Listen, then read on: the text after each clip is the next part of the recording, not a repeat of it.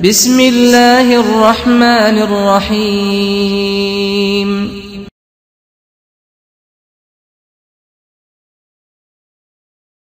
Sebentar. Mohon dijelaskan mengenai hukum tawassul. Baik, berdasarkan dalil. Tawassul boleh?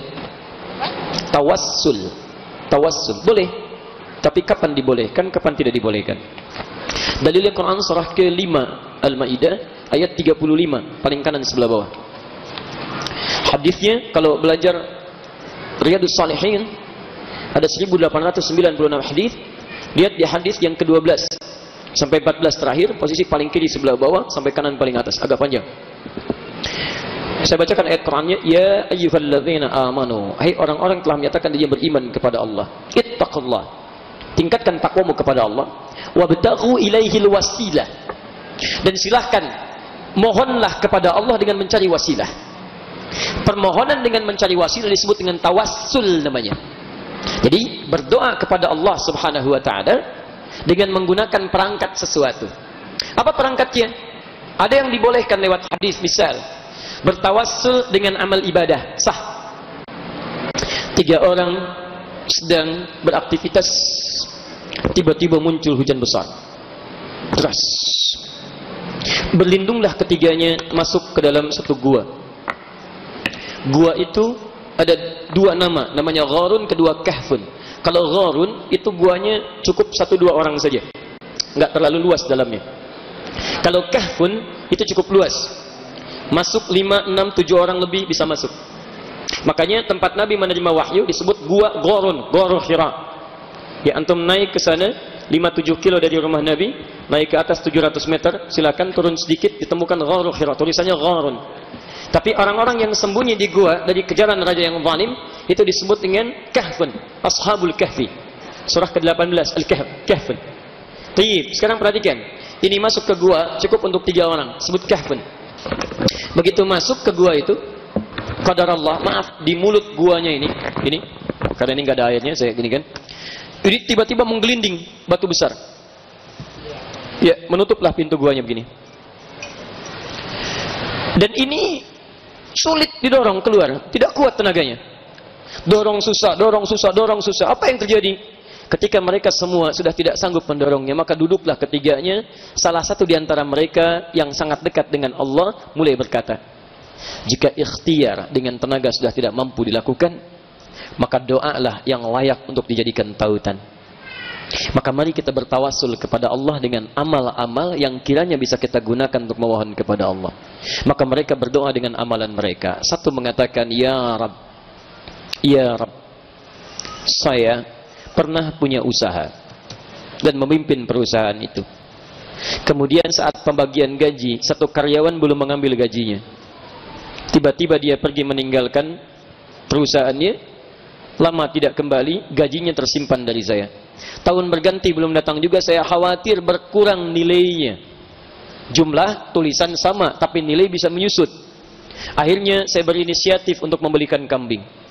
Saya belikan kambingnya, berganti tahun kambing makin banyak dan melimpah. Tiba-tiba saat melimpah ruah itu datanglah orangnya untuk menagih gajinya. Dia katakan, mana gaji saya? Saya katakan, itu semua kambing gajimu. Dia katakan, jangan bercanda dengan saya. Maksudnya kalau bahasa kita, jangan ngejek lah, gaji saya kecil begini masa dapat kambing banyak. Saya katakan, tidak, wallahi kejadiannya begini. Kamu tinggalkan, saya takut nilai kamu berkurang. Saya belikan semua kambing itu dan sekarang jadi hak kamu. Maka diambillah semua kambing itu tanpa pernah memberikan kepada saya sedikit pun dari bagian kambingnya. Dan saya bermohon kepadamu ya Rabb, saya berusaha ikhlas dengan semua itu, tidak pernah mengungkitnya. Jika amalan saya itu engkau pandang amalan terbaik, maka mohon dengan amalan itu bebaskan kami dari kungkungan batu ini. Maka setelah berdoa didoronglah batu ini, bergeserlah batu ini. Tapi belum sanggup untuk keluar ketiganya. Yang kedua berdoa, ya Rabb, saya punya seorang ibu dan saya berusaha memberikan yang terbaik untuk ibunda saya. Saya tidak pernah menyentuh makanan dengan istri dan anak-anak saya sebelum ibu saya menyentuhnya. Dan saya selalu memeras air susu untuk diminum ibunda saya. Tidak pernah saya sentuh sebelum ibu saya minum duluan. Satu kali saya pulang dari pekerjaan, saya kemudian peraskan siapkan air susu, ibunda telah tertidur. Dan saya tidak berani membangunkannya. Saya perintahkan istri saya untuk tidur tanpa menyentuh makanan. Anak-anak ditidurkan dalam keadaan lapar. Dan saya memegang bejana susu, kalau kita gelas itu, saya pegang begini di samping ibunda saya, sampai saya menjaganya supaya bangun dari tidurnya. Ketika mulai terbangun, saya kemudian masih memegang tempat susunya. Ibunda saya mengatakan, mana air susunya? Dan tidak pernah sekalimat pun, satu huruf pun saya katakan, tadi saya menunggu di samping mama, memegang ini sampai mama bangun. Saya berikan air susunya, diminum oleh ibunda saya untuk memuliakannya. Kalau itu bagian amal terbaik saya, ya Allah, yang pernah saya kerjakan dan engkau menerimanya, maka mohon ya Rabb, bebaskan kami dari kungkungan batu ini. Didorong, bergeser. Tapi belum cukup kemudian mengeluarkan dari kungkungan batu ini. Yang ketiga berkata, ya Rabb, saya pernah punya banyak dosa. Di antaranya dosa merentenirkan. Rentenir, pinjamkan uang sana sini. Dengan bunga yang sangat luar biasa. Saya mencintai anak paman saya karena kecantikannya. Satu ketika bapaknya terkena jeratan hutang kepada saya. Anak itu saya taksir tidak pernah menjawab saya, tidak mau menikah dengan saya. Tiba-tiba datanglah anak gadis itu mengatakan kepada saya, tolong bebaskan bapak saya dari jeratan hutang.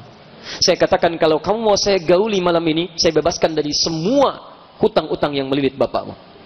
Anak itu saking patuhnya pada bapaknya, dia menangis. Yang penting utang bapak saya lunas. Maka ketika tiba malam itu dan saya akan menggaulinya, dia katakan kepada saya, ittaqillah, bertakwalah kepada saya, kepada Allah. Bertakwalah kepada Allah.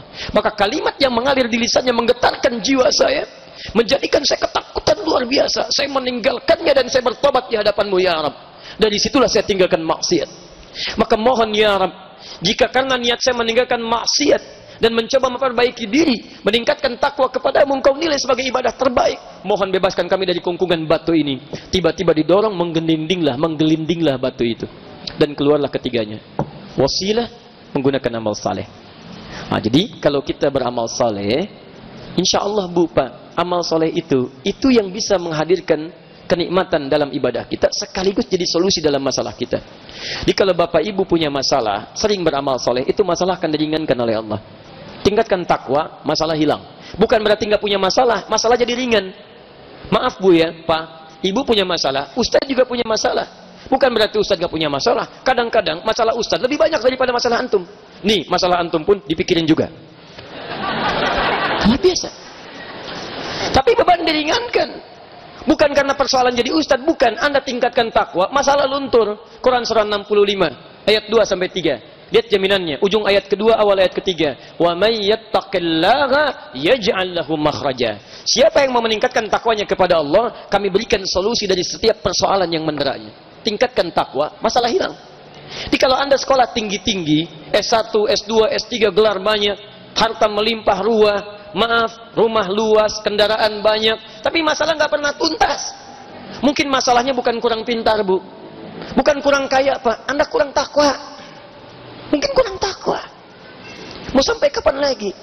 Anda boleh jadi champion di perusahaan, tapi di rumah tangga masalah kecil, orang lain selesai dengan senyuman, Anda puluhan tahun nggak tuntas-tuntas. Kenapa? Mungkin masalah takwa. Jelas ya?